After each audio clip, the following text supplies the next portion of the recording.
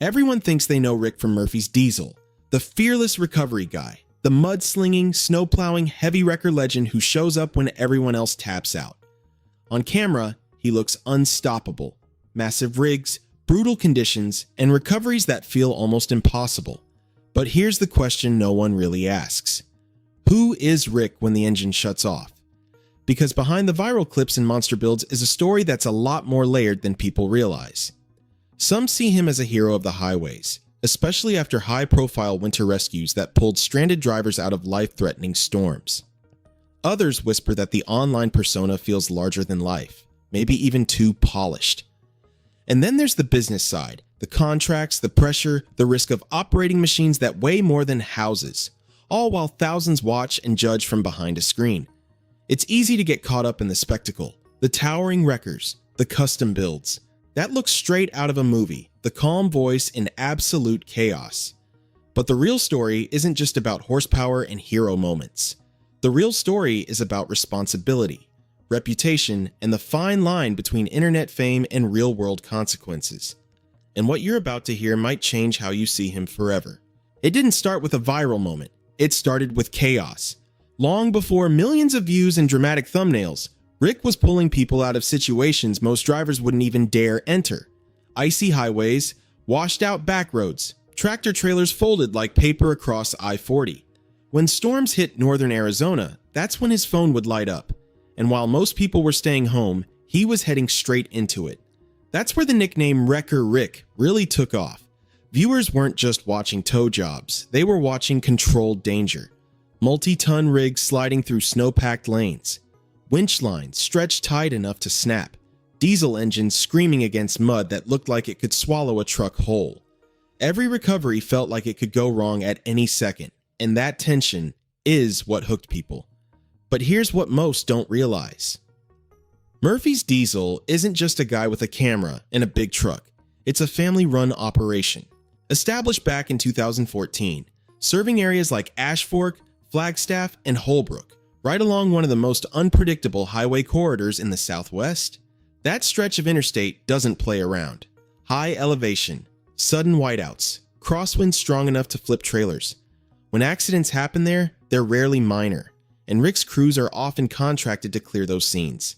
That changes everything, because now it's not just about YouTube views, it's about responsibility. When law enforcement calls, you show up. When a semi blocks a major artery of E40 during a storm, every minute counts. Traffic stacks up for miles. Temperatures drop, drivers panic. That pressure doesn't disappear just because a camera's rolling. And that's the part that built the obsession. People saw someone stepping into situations most would run from. Working brutal hours, getting soaked, frozen, and covered in mud. Sometimes even talking stranded drivers through the financial stress of a recovery bill, reminding them that the goal is to get home safe. That human element hit just as hard as the mechanical spectacle. But with attention comes something else. The bigger the rescues got, the more the audience grew. And once the internet gets involved, every move gets analyzed, every word gets clipped, every decision gets debated. What started as heavy recovery work in extreme conditions slowly turned into something bigger than towing. It turned into a brand. And that's where the story takes a turn most people didn't expect. What most viewers don't see is that behind the snowstorms and high-stakes recoveries sits something far less flashy, a business that has to survive. Murphy's Diesel wasn't built overnight. Established in 2014, the company operates out of northern Arizona, covering areas like Ash Fork, Flagstaff, and Holbrook, prime territory along Interstate 40. That stretch of highway is unpredictable year-round. Blizzards in winter, monsoon washouts in summer, high desert winds that can flip a fully loaded trailer without warning. It's the kind of corridor where heavy towing isn't occasional, it's constant, and heavy towing isn't cheap. We're talking equipment that costs hundreds of thousands, sometimes more. Massive wreckers, custom-built recovery rigs, specialized attachments. Maintenance alone can crush a smaller operation.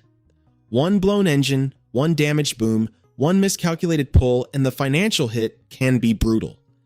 That reality doesn't disappear just because the camera makes it look epic. Then there's staffing.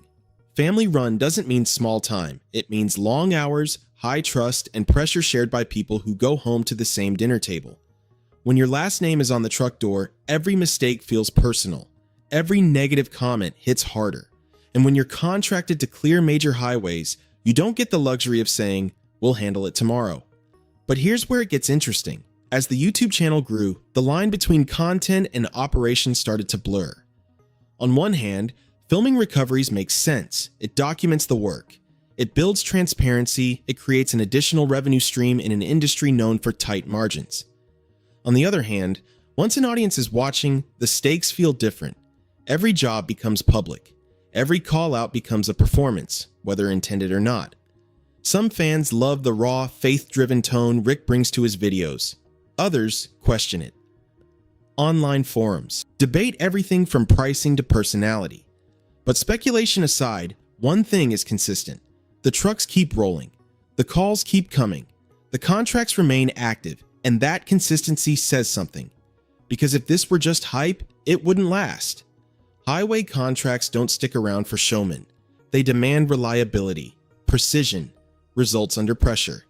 So while viewers argue in comment sections, the reality is much simpler and much heavier. This isn't just content, it's a business balancing risk, reputation, and real-world consequences. And that balance would soon be tested in a way no one could have predicted. Then came the storm that changed everything. March 2025.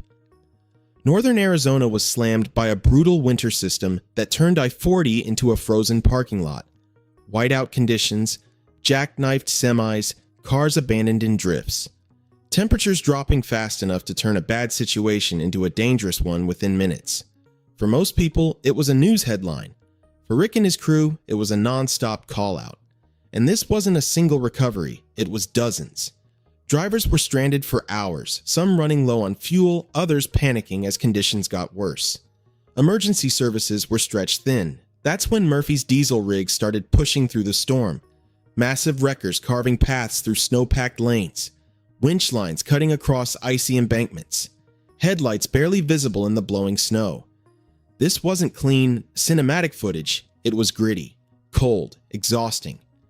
Rick later described the long hours and the emotional weight of those rescues, knowing that some drivers were terrified not just about the weather, but about the financial impact of being towed. Recovery bills during extreme conditions can hit hard. And in multiple clips, he was seen talking people through it, reminding them the priority was getting home safe. That moment hit differently with viewers. Local news outlets picked up the story.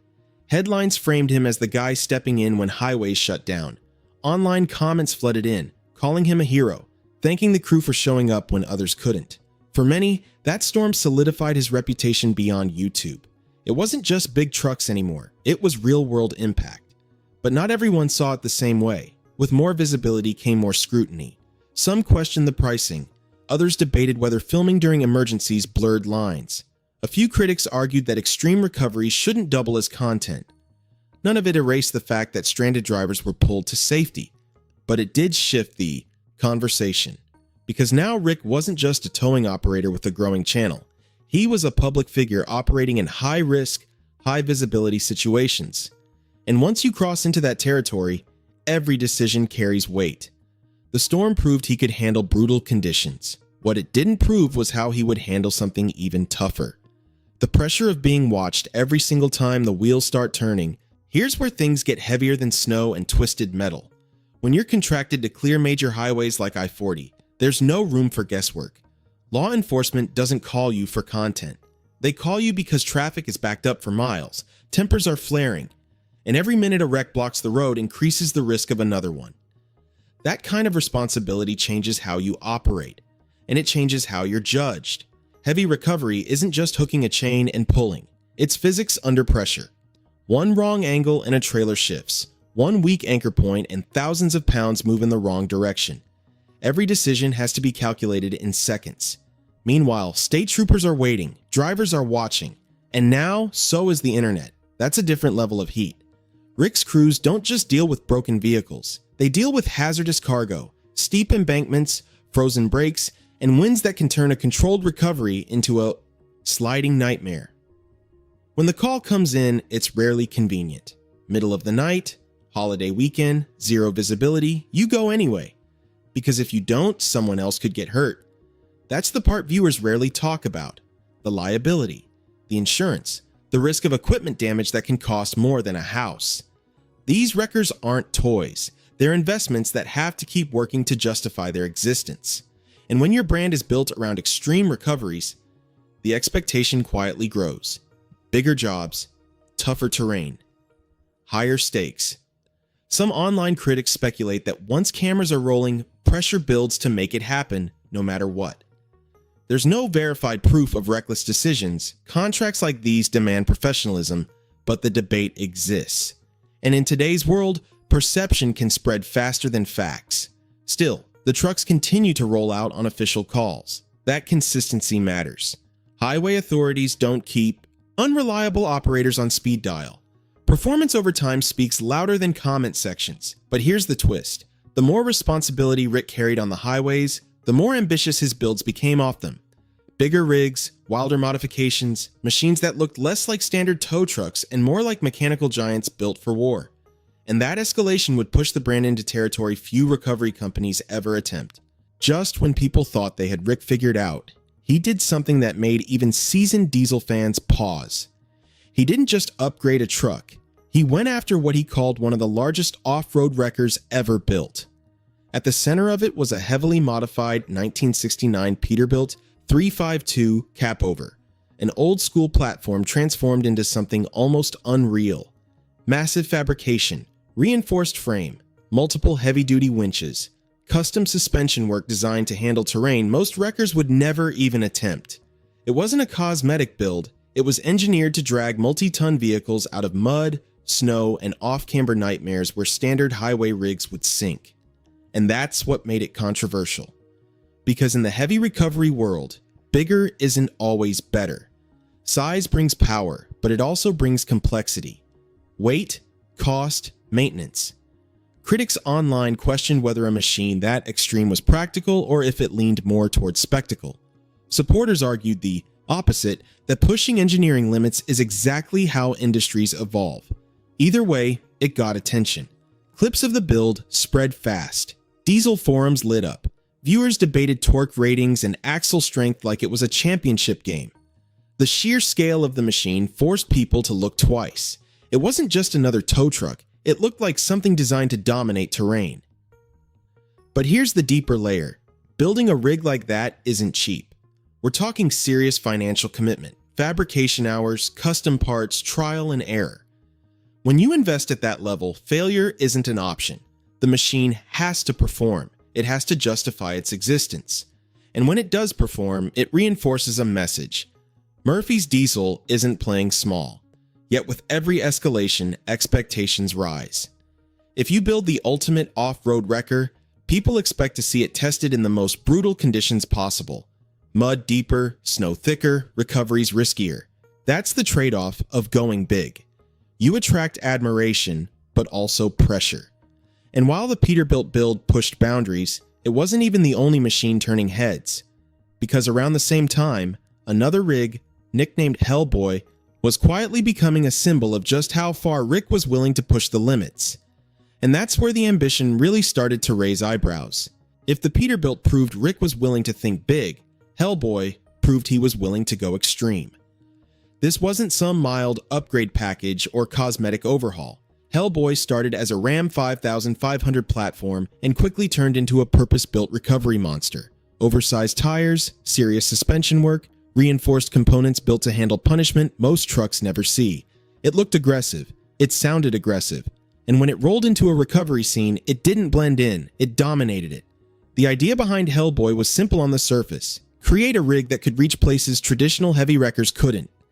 Deep mud pits, remote trails, washed-out desert paths where stranded trucks sit miles from pavement. In theory, it filled a gap between highway recovery and off-road rescue. But in practice, it sparked debate. Some fans loved the boldness. They saw innovation. A company refusing to stay boxed into one lane. Others questioned the direction. Was this evolution or escalation? At what point does building bigger and tougher shift from necessity to brand identity? Because let's be honest, Hellboy didn't just perform, it performed on camera. Every pull felt intense, every recovery looked like a stress test, And when thousands of viewers tune in expecting high-stakes action, the pressure to deliver naturally increases. Not recklessness, but spectacle. Bigger obstacles, harder pulls, more dramatic conditions. That's the invisible weight of internet fame. There's also the financial side. Custom builds at that level demand serious investment. Maintenance isn't optional, repairs aren't cheap. If a modified component fails mid-recovery, the cost isn't just mechanical, it's reputational. When your audience sees everything, mistakes don't stay quiet. Still, Hellboy proved itself capable. It handled terrain that would have sidelined lesser rigs. It reinforced the idea that Murphy's Diesel wasn't content being just another towing company.